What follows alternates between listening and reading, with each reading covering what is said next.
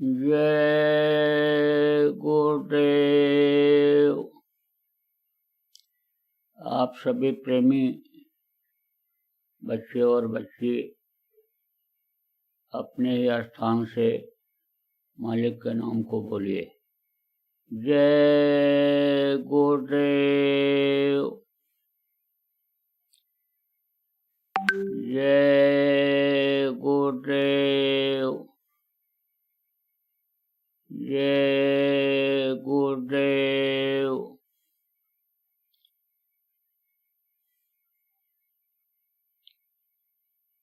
सतगुरु शांति वाले तुमको लाखों प्रणाम।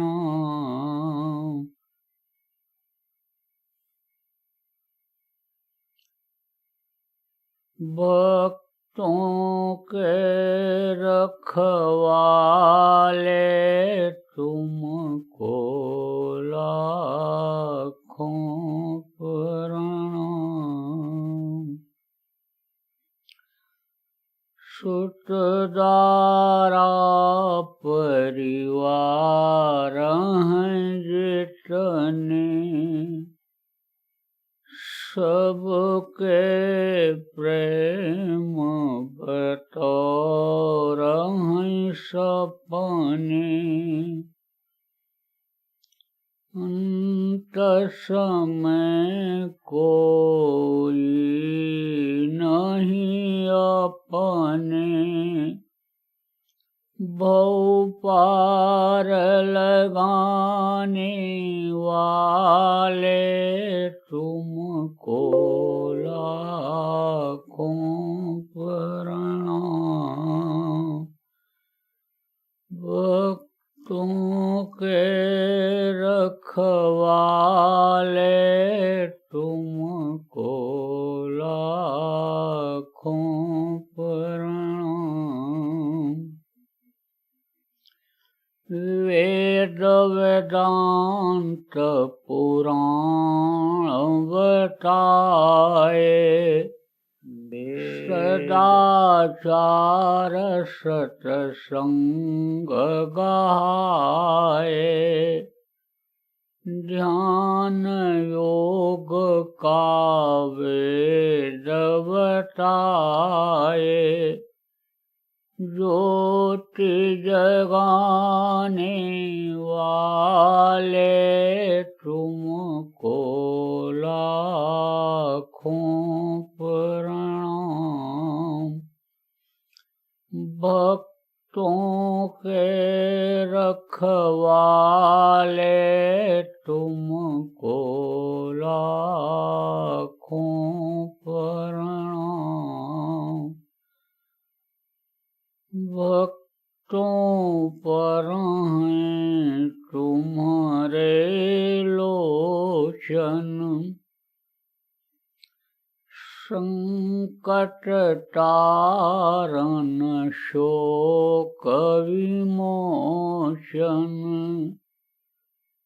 गुरु तुम ही पापों के मोचन, शब्द भेद बताने वाले तुमको लाखों प्रणाम।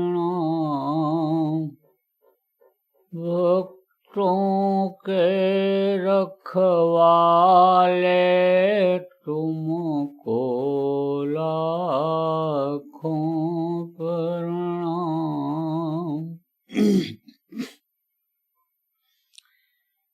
दीनों की विनती सुन लीजिए,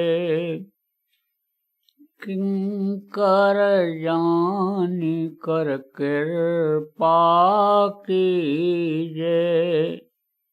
दर्शन अपना हरदम दीजिए, यम त्रास मिटाने वाले तुम तुमको लाखों प्रणाम।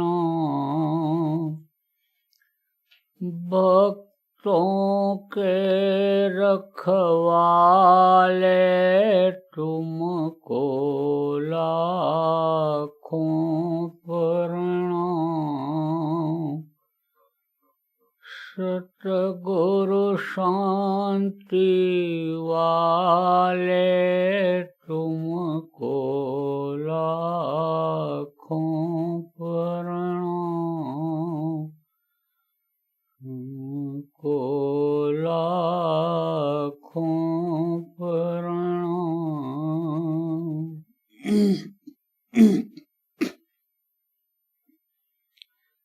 सर्वसमर्थ सर्वत्र स्मरणीय परम पूज्य गुरु जी महाराज, ऑनलाइन जुड़े हुए सभी प्रेमी बच्चों एवं बच्चियों, देखो अब ऐसा समय धीरे धीरे आता दिखाई पड़ रहा है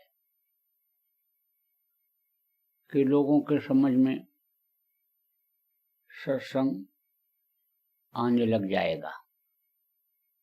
संत महात्मा फकीर लोगों को याद आएंगे।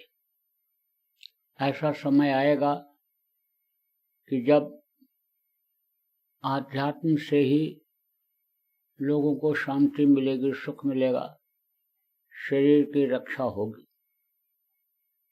अभी कुछ दिन पहले एक देवी ने कहा, लोगों से लाइन में मैं मिल रहा था तो लोगों के बीच में ही उसने कहा कि अब सत्संग मेरे समझ में आने लगा। 40 साल से कुछ नहीं समझ में आया, अब धीरे से अब हमारे समझ में धीरे धीरे आने लगा। मुख्य चीज ये होती है कि आदमी अगर ध्यान दे तब तो समझ में आता है और नहीं तो नहीं आता है। एक कान से आदमी सुना, दूसरे से निकाल दिया, सुना और गुना नहीं, अमल नहीं किया तो उसका लाभ फायदा नहीं होता है। तो अब आप इसमें बहुत से लोग ऐसे आज जुड़े हुए हो जो गुरु महाराज के शिष्य हो, गुरु महाराज के यानी काफी पहले से गुरु महाराज से जुड़े हुए हो। ऐसे भी लोग हैं कि जो कहते कि 10वीं में पढ़ते थे, 8वीं में पढ़ते थे और तब गुरु महाराज के पास आए थे, पढ़ाई किया, नौकरी किया, रिटायर हुए भी कई साल हो गए। अब आपको ये देखना है कि आपने गुरु महाराज को कितना समझा, कितना जाना और कितना गुरु महाराज के आदेश का पालन किया। तो कहा गया कि कोई काम जब करो समझ करके करो और जब करने लग जाओ तो लगन के साथ लगो और उसमें कुछ कामयाबी हासिल करो। तो जो नामदान के बारे में समझ लिए, गुरु के बारे में समझ लिए, मनुष्य शरीर के बारे में समझ लिए और नामदान लिए और फिर उस काम में लग गए, नाम की कमाई में लग गए, उनके समझ में तो पूरा आ गया। और जो केवल सत्संग सुने चले गए या गुरु महाराज के पास भी स्वार्थ में आए, दुनिया की चाह में आए, उनके बहुत से लोगों के समझ में अब भी नहीं आए गुरु महाराज, मिशन अब भी नहीं समझ में आया। तो महापुरुष जब चले जाते हैं तो किसी न किसी को अपना काम सौंप करके जाते हैं और उनका ये दायित्व बन जाता है, जो उनके बताए रास्ते पर चलते हैं, लोगों को चलाते हैं, उनको उनका ये दायित्व बन जाता है जिनको ये आध्यात्म का काम सौंप करके जाते हैं, उनका ये दायित्व बन जाता है कि बराबर लोगों को समझाते रहें, बराबर बताते रहें और गुरु पथ पर लोगों को चलाते रहें, गुरु भक्ति भरते रहें। तो प्रेमियों, गुरु महाराज तो चले गए और आप बहुत से लोग गुरु महाराज से जो जुड़े हुए थे, गुरु महाराज से जो नामदान लिए थे, आप सब लोगों से मैं ये कहूँगा कि गुरु महाराज के वचनों को आप याद करो। जो भी सत्संग आप सुने हो, जब आप इच्छा व्यक्त करोगे, अंदर में आपकी इच्छा जगेगी कि भाई गुरु महाराज क्या कह करके गए और हमको कौन सी बात पकड़नी चाहिए, हमको कैसे करना चाहिए, कैसे रहना चाहिए, तो उसमें भी गुरु की दया हो जाएगी और आपके समझ में आ जाएगा। देखो प्रेमियों, मोटी बात मैं आपको याद दिलाता हूँ। बराबर गुरु महाराज ये कहते रहे कि मनुष्य शरीर किराए का मकान की तरह से है, एक दिन इसको खाली कर देना पड़ेगा। कुछ दिन के लिए उसने ये दिया है कि इसको स्वस्थ रखो, इसको गर्मी ठंडी से बचा के चलो, बचा करके रखो और इससे अपना काम तुम बना लो। इस चीज को बराबर याद रखो। ये दुनिया की चीजें और ये शरीर हमारा अपना नहीं है। ये तो क्षणिक है, कुछ समय के लिए है, कब ये छूट जाए कुछ नहीं कहा जा सकता है। इसको बराबर याद रखो। और जब तक इस शरीर से अपना काम न हो जाए, अपनी जीवात्मा का कल्याण न हो जाए, या अपने घर अपने वतन न आने जाने लग जाए, तब तक बराबर इसको स्वस्थ रखो। उसी हिसाब से भोजन करो कि जिससे यानी शरीर चलता रहे, रोगी न हो जाए। देखो प्रेमियों, ठंडी बहुत बढ़ रही है। ठंडी का मौसम समझ लो कि आ गया। यहाँ उज्जैन में भी समझ लो कि ठंडी बढ़ गई, ठंडी तेज हो गई। तो सब जगह ठंडी पड़ रही है। ठंडी से बचत के लिए इंतजाम रखो, गफलत में न रहो। कभी भी ठंडी लग सकती है आदमी को, कभी लू यानी मई जून के महीने में लग सकता है। तो हमेशा गर्मी ठंडी से इस शरीर को बचा करके रखो। संयम और नियम से रहो कि जिससे विकार न पैदा हो जाए, जिससे शरीर की शक्ति न खत्म हो जाए, कि जिसकी वजह से हमारा काम अपना न हो पावे। यानी शक्ति क्षीण हो जाने के बाद शरीर काम नहीं देता है, भजन नहीं हो सकता है। इसलिए इस चीज का आप सब लोग बराबर ध्यान रखो। पहले के नियम बहुत अच्छे थे। पहले किसी को कहीं जाना होता था तो अपना खाने का इंतजाम रखते थे, ओढ़ने का बिछाने का लेकर के जाते थे। अब आजकल के समय में आदमी कहता होटल में खा लेंगे, होटल में बिस्तर मिल जाएगा, धर्मशाले में ठहर जाएंगे, वहाँ सब मिल जाएगा। लेकिन कैसा रहता है, कैसी शुद्धता रहती है, कैसा अन्न रहता है, कैसा भोजन मिलता है, उसको नहीं पता रहता है। उस बिस्तर पर, एक ही बिस्तर पर कैसे कैसे लोग सोए, कैसे ओढ़ने को ओढ़े, ये आपको नहीं पता चलता है। किराए की जो कोई चीज होती है वो अपनी तो होती नहीं है, वो तो किराए पर लोग देते हैं, तो पैसा लेते हैं, कोई भी ले जाए। मरीज ओढ़ है, आप ये समझो अच्छा आदमी ओढ़ है, गरीब ओढ़ है, अमीर ओढ़ है, उससे तो उनको मतलब नहीं रहता है। तो आप समझो पहले का नियम बहुत ही अच्छा था और उन नियमों के अनुसार जो चलते हैं हमेशा सुखी रहते हैं। कहीं भी आए गए झोली में कुछ खाने पीने के लिए सूखी चीज डाल कर रखे हैं। ट्रेन रुक गई, बस रुक गई, परिस्थिति ऐसी बन गई, कुछ खाने को नहीं मिला, तो खा तो लेंगे, पानी तो पी लेंगे, शरीर तो कमजोर नहीं होगा। ऐसी परिस्थिति बनती है कि आदमी मुकाम तक जल्दी नहीं पहुंच पाता है, और अपने पास ओढ़ने का रहा तो ठंडी में ओढ़ ही तो लेगा, रात तो किसी तरह से कट जाएगी। आपको समझने की जरूरत है कि हम लोगों के जीवन में सफर में ऐसे मौके आए हैं कि जिनमें परेशानी उठानी पड़ी है। इसलिए आने वाली पीढ़ी के लिए तो हम ये कहेंगे कि भाई, शरीर को स्वस्थ रखने के लिए, शरीर को गर्मी ठंडी से बचाने के लिए आप हमेशा ध्यान रखो। देखो प्रेमियों, गुरु महाराज एक विलक्षण महापुरुष थे। इस धरती पर ऐसे महापुरुष थे कि जिन्होंने बहुत मेहनत किया और बहुत सी परिस्थितियों में वो हिम्मत नहीं हारे और आगे बढ़ते रहे। किस काम में आगे बढ़ते रहे?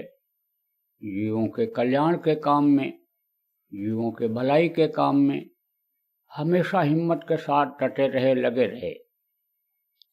गुरु महाराज कभी इस काम में हिम्मत हारे ही नहीं, और जो भी धर्म का अन्न बनाया, जो भी काम उन्होंने किया, वो सब जनहित में किया, और जनहित का निशाना लगा करके उन्होंने अपना काम किया कि जनता का हित हो।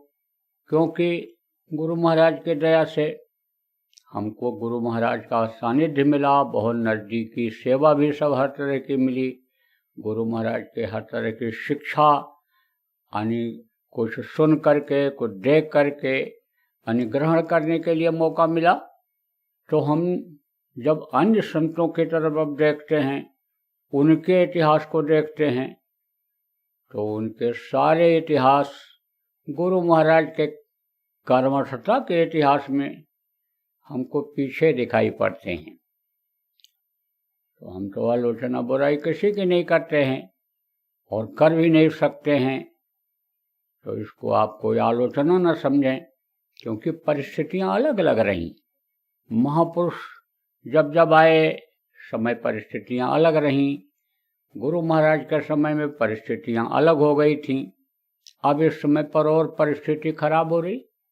धर्म का ह्रास और ये जो पाप है वो बढ़ता जा रहा है, आध्यात्मिकता लोप होती जा रही है। तो इस समय पर तो और मेहनत की जरूरत है। तो प्रेमियों, आप लोग अपने अपने स्तर से लगे रहो।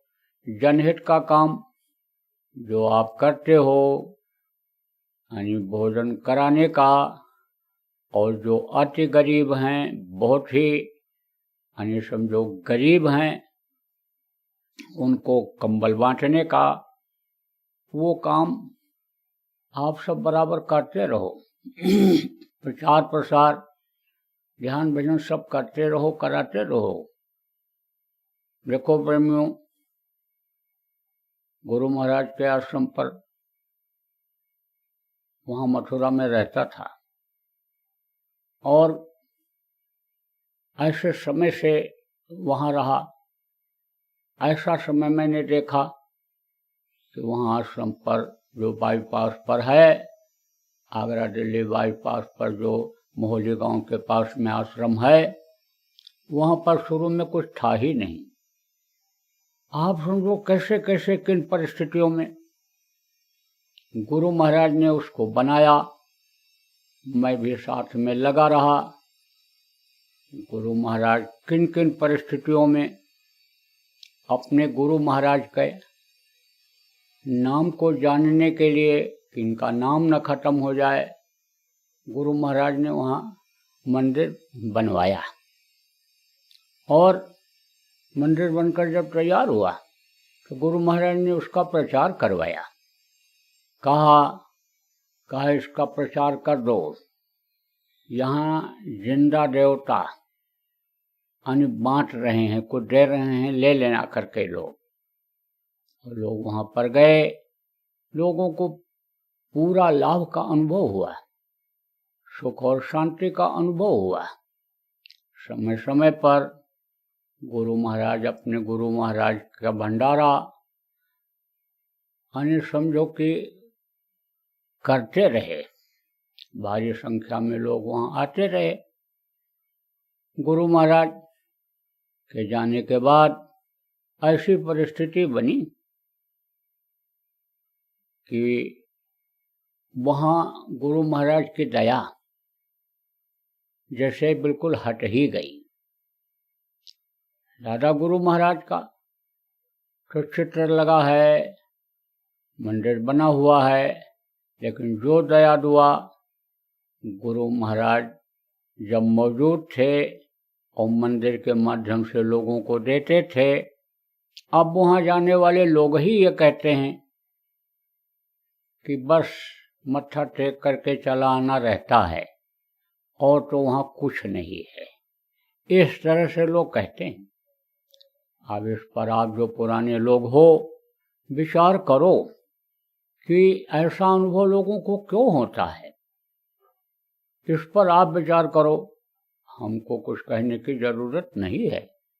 तो प्रेमियों, गुरु महाराज ने अपने गुरु महाराज का चिन्ह बनाया।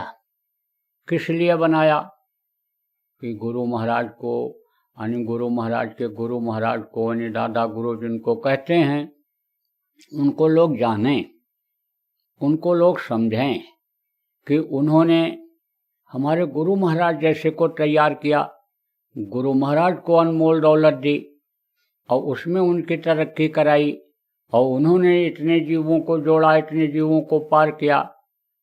उनको लोग समझें, उनको लोग जानें। तो गुरु महाराज ने वहाँ मंदिर बनवाया और बहुत मेहनत से बनवाया। और आप ये समझो कि आज की तरह से साधन उस समय पर नहीं था। उस समय पर इतना मंदिर बढ़िया बनाना, इतना मजबूती से बनाना, और समझो कि यानी ये कठिन था। लेकिन गुरु महाराज ने किन परिस्थितियों में बनाया।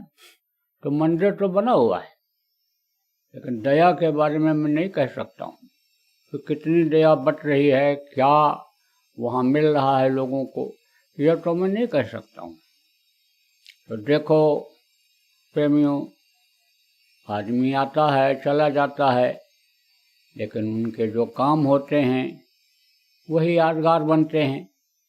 उनका जो फोटो होता है, उनकी जो प्रतिमा होती है, उनका जो मंदिर होता है, उनका जो गुरुद्वारा होता है, वही महापुरुषों को याद दिलाता है। तो उस समय पर तो गुरु महाराज का चित्र, जिसको फोटो कहते हो, तस्वीर कहते हो, वो भी एक ही था। और उसको गुरु महाराज ने आगरा में एक पेंटर थे, उनसे बनवाया। बामुश्किल वो बना पाए। उसके बाद में फिर पता लगा करके और किसी तरह से वो जो फोटो लगा हुआ है वो खोजबीन करके उस तरह का एक बनवाया गया। अब उसी तरह के तो और बन गए। तो उस समय की परिस्थितियां बहुत अन्य समय लो कठिन थी इन सब कामों के लिए। अब तो बहुत आसान हो गया।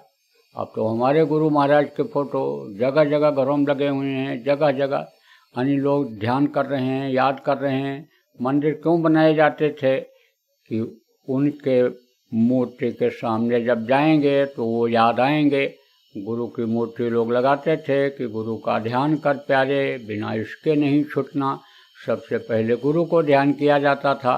लेकिन जब से ये कैमरा चला, फोटो घर घर लग गए। तो अब तो इस तरह के मंदिर का कोई संकेत गुरु महाराज की तरफ से या दादा गुरु की तरफ से या किसी भी महापुरुष के तरफ से हमको नहीं मिल रहा है कि आप बनाओ। लेकिन प्रेमियों की ये इच्छा है, सत्संगियों की ये इच्छा है जो पुराने हैं कि बनना चाहिए। जो आप समझो बहुत वृद्ध हैं, कई लोगों की खबर मुझे मिली कि चाहते हैं, व्यक्तिगत भी मुझसे लोगों ने कहा कि बन जाए और आप कर सकते हो, बनवा सकते हो, तो आप बनवाओ। आप ये समझो, मैं इससे पहले भी एक बार बोला, उससे भी पहले एक बार बोला, आज मैं तीसरी बार बोल रहा हूँ कि मंदिर तो बन सकता है और मंदिर मथुरा में ही बन सकता है, लेकिन जब आपस में प्रेम हो जाएगा, लड़ाई झगड़ा खत्म हो जाएगा, वैमनस्यता खत्म हो जाएगी और जितने गुरु भक्त हैं सब लोग ये चाहने लगेंगे कि मथुरा में गुरु महाराज का भी मंदिर बन जाए, तब तो बन सकता है। और अगर ये मतभेद रहेगा, ये परेशानियां रहेंगी, ये लड़ाई झगड़ा रहेगा, जो आपस में हो रहा, मुकदमेबाजी रहेगी, तो फिर तो हमको बहुत मुश्किल लग रहा है।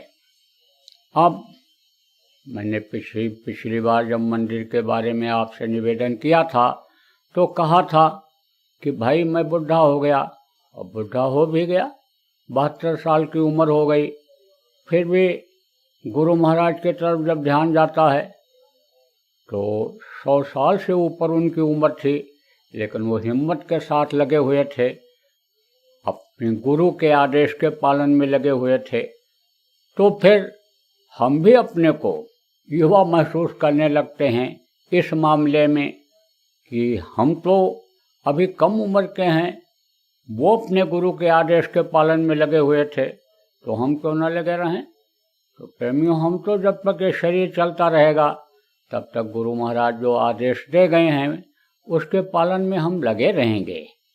लेकिन शरीर की क्षमता होती है, शरीर जब बुढ़ा होने लगता है तो कार्य क्षमता कम हो जाती है, इसलिए भाग दौड़ नहीं कर सकता, ज़्यादा दिल दिमाग दौड़ा नहीं सकता, लगा नहीं सकता, क्योंकि हमारा काम जीवों को बचाना, जीवों को नर्क 84 से बचाना, जीवों को अकाल मृत्यु से बचाना, जीवों को तकलीफ़ों से बचाना, निज घर पहुंचाने का भी काम गुरु महाराज ने सौंप दिया और गुरु महाराज दया दे करके मुझसे करा रहे हैं। तो भाई, आप इतने लोग हो, गुरु महाराज के शिष्य हो, अपने को गुरु भक्त कहते हो, आप अपने को गुरु महाराज का शिष्य कहते हो, तो केवल चाहते ही क्यों हो, इच्छा ही क्यों रखते हो कि मंदिर बन जाए। उसके लिए आप प्रयास करो, उसके लिए आप कोशिश करो। मैं कई बार निवेदन इस बात का कर चुका हूँ कि कोई काम असंभव नहीं है, सब चीज़ संभव है। आप ये समझो कठिन तो है, आप ये समझो लड़ाई झगड़ा और ये चीज़ें जो होती है, मुकदमेबाजी, ये कठिन तो होती हैं, लेकिन सुलझ सकती हैं। तो आप अगर सब लोग मिल करके, जितने भी लोग उसमें हो, चाहे वहाँ के कब्जेदार हो, जिनके कब्जे में वहाँ की ज़मीन जायदाद और संस्था की बागडोर है, या जो अपने अधिकार के लिए लड़ रहे हो, कानूनी लड़ाई लड़ रहे हो कि भाई इस पर हमारा अधिकार बनता है, ये जनता की चीज़ है, ये संगत की चीज़ है, उनके अधिकार में रहना चाहिए, उनके हिसाब से यहाँ काम होना चाहिए। या जितने भी आप गुरुभक्त हो, गुरु महाराज के शिष्य हो, और आप लोग चाहते हो कि मथुरा में गुरु महाराज का चिन्ह बने, मंदिर बने, तो आप लोग एक बार प्रयास कर लो और प्रयास करके आप हमको बता दो। देखो, मैं आपको बहुत समय दिया, अब केवल 5 दिन का समय देता हूँ। 5 दिन में आप हमको खबर दे दीजिए कि हम लोग ये चाहते हैं कि बने और हम इस समस्या को सुलझा सकते हैं, और कौन से तरीके से सुलझा सकते हैं, किस तरह से रास्ता खोल सकते हैं मंदिर बनाने का। तो प्रेमियों, हम पीछे हटने वाले नहीं हैं। हमसे जो हो सकेगा हम अपने तन से भी सेवा करेंगे, मन से भी पूरा सेवा करेंगे, और प्रेमियों से मांग करके धन भी हम उसमें लगवा देंगे, लेकिन आप अगर ये सोचो मैं ही सब कुछ करूं, मैं जाऊं लोगों का पैर पकड़ूं, लोगों को समझाऊं बताऊं, तो हमारा ये काम रुक जाएगा।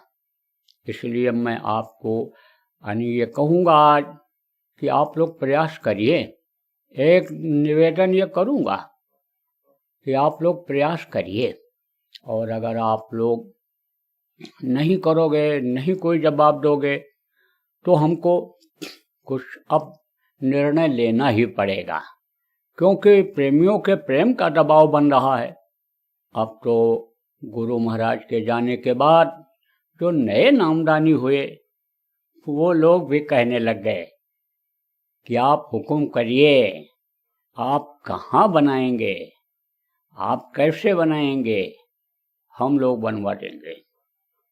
कह रहे हैं आपने जब अपने दादा गुरु का मंदिर बनवाया, आपने मेहनत किया, तो हम भी बाबा जय गुरुदेव जी महाराज के नाम का मंदिर बनाने में अपना सौभाग्य समझेंगे। तो अब हमारे ऊपर भी प्रेमियों का दबाव प्रेम का पड़ने लग गया, तो उनको भी कुछ अब विचार करने का, निर्णय लेने का समझ लो कि समय आ गया। तो हम भी कुछ निर्णय लेंगे, सोचेंगे, विचार करेंगे। गुरु महाराज तो अपने लिए कुछ कहते ही नहीं थे, कभी नहीं कहा। प्यासे रह गए लेकिन पानी मांग के नहीं पिए गुरु महाराज, ऐसे स्वाभिमानी थे। तो गुरु महाराज तो कुछ कहेंगे नहीं, इशारा भी नहीं कर रहे, न कुछ कह रहे हैं। लेकिन दादा गुरु से मैं प्रार्थना करूंगा कि आप ही गुरु महाराज से पूछकर बताइए, आप ही कोई आदेश हमको दीजिए, हमको क्या करना है। इसलिए प्रेमियों, आपको आज ये बात बता दे रहा हूँ। आप इतने लोग सुन रहे हो, और जो नहीं सुने होंगे उनको भी आप बता देना कि भाई आज 17 दिसंबर 2020 को उज्जैन आश्रम से उमाकांत ने ये फरियाद किया है, आप लोगों को ये संदेश दिया है। तो आप सब लोग निर्णय लेकर के उनको बता दो, ये संदेश लोगों तक आप पहुंचा देना। बोलो जय गुरुदेव।